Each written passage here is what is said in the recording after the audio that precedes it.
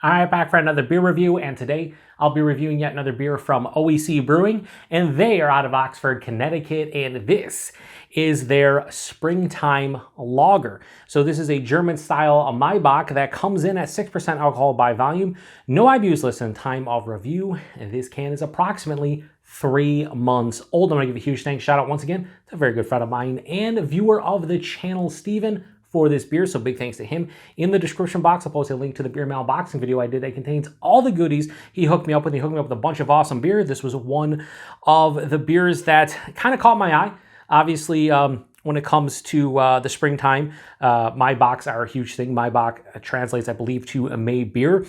And last week, I reviewed a Maibock from WeldWerks that was pretty damn good, sent to me by another good friend of mine and viewer of the channel, Curtis. And I believe Curtis was the one who said he liked this one more than the WeldWerks offering. The WeldWerks offering, 7.2% alcohol by volume, drank like it was like 5.5 or 6, super crushable, clean, just a very delicious Maibock. However, you know, Curtis and I, our palates align quite a bit. I am very curious to see if this one is better than the WeldWerks one, so we will see. And also with OEC Brewing, all of their beers, I think most of them anyway, are cool shipped and open fermented, so might get a little bit of a different kind of tasting note, maybe a little bit of like a funkiness, maybe a touch of like a tartness. Definitely bring something to the table other than just like a properly brewed Maibock. Anyway, let's give this one a pour. Oh, it's kind of foaming out a little bit here. Hopefully everything's cool. I'm going to try to generate a decent head here if I can. Something like that. Ooh, I think it looks beautiful.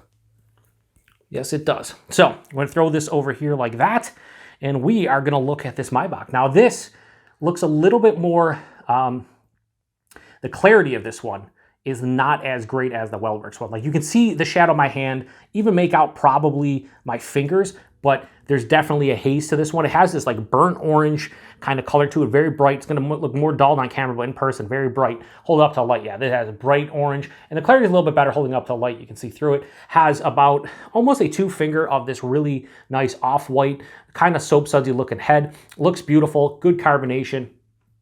Plays the role in my opinion. Let's get a nose.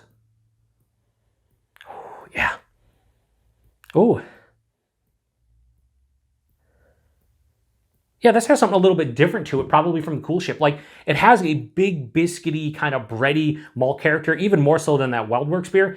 But there's this cool sweetness that's kind of like a little bit of caramel or toffee. Ooh, yeah. And there's a touch of like a funk, not like a barnyard funk, but just like a little bit of a funkiness. Citrus for sure. There's a citrus character here, like a lemon, orange, kind of like rindy, I'd say more than anything. And there's this beautiful floral, spicy, slightly like herbaceous note to it. Maybe it's the lager part in the fact that has that like kind of lager funk to it, right? Could be that, but it could be just a Cool Ship. Like there's just a cool funkiness to it. I don't know. It's different than most Maibocks that I've had. Anyway, it smells really good. Let's get into it. Cheers, everybody. Thanks again, Steven.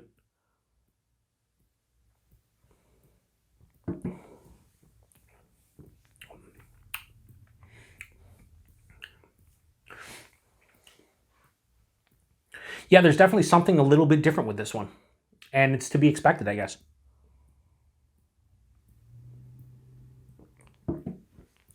By this 6%, it's like medium, touch over medium. It's bigger than I anticipated. Where I think the WeldWerks one at 7.2 was actually thinner than I thought, which worked better because it's very crushable and just the drinkability is through the roof. So I kind of want a little bit lower of a body, and I think this one's a little bit too big based off of that, you know, first couple sips.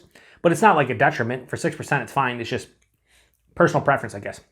The mouthfeel, this is more crisp than the WeldWerks one. I'm compared to WeldWerks because I posted that review a week ago. I reviewed it a week ago. These should be posted about a week apart. And the thing is, I think I like the WeldWerks off the first 2 sips, and Curtis said he liked this one more than that, which, again, we all have different palates. So I was like, oh, a friend says he likes this one. It happens. But I was anticipating this one being kind of something that like, kind of blew me away. It's good. It's well made. I do like the WeldWerks one a little bit better off the first 2 sips.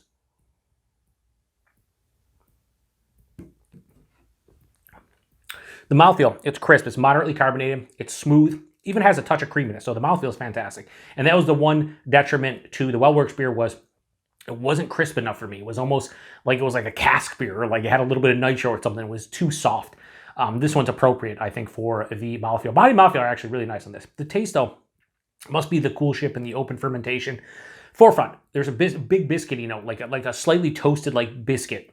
That it hits me at the forefront, dives right into the palate, along for the ride, never steps in the way. Doesn't really hit me on the back of the palate all that much, maybe slightly.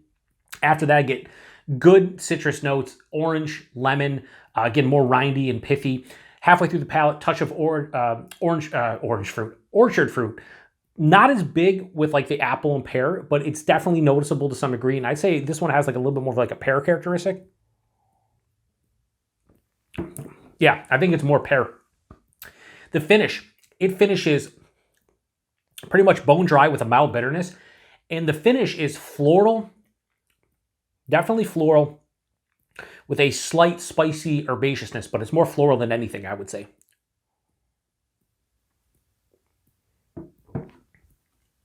This is really nice, though.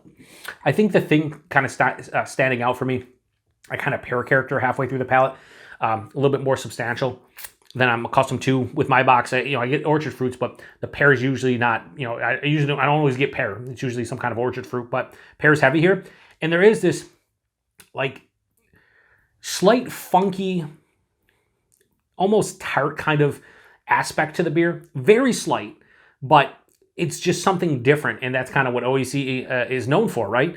But does it work as well as I want it to in this Maibock? I don't know. I just know that it's pretty tasty, and I do enjoy this one, but it's not my favorite within the style. It's unique. It really is. It's just not blowing me away, but it's good. It's a good fucking Maibock. Like, it has enough of a uniqueness to it where I think this kind of stands out from the crowd. However, I'm trying to think of where I want to rate this one. I'm going to still give it a really good rating because it's a good beer. I'm going to drink the rest of that. I have no issues. Just in my mind, comparing to the WeldWerks, I don't drink a lot of Maibocks. There isn't a lot of Maibocks out there, especially from American breweries. You get some of the imported ones.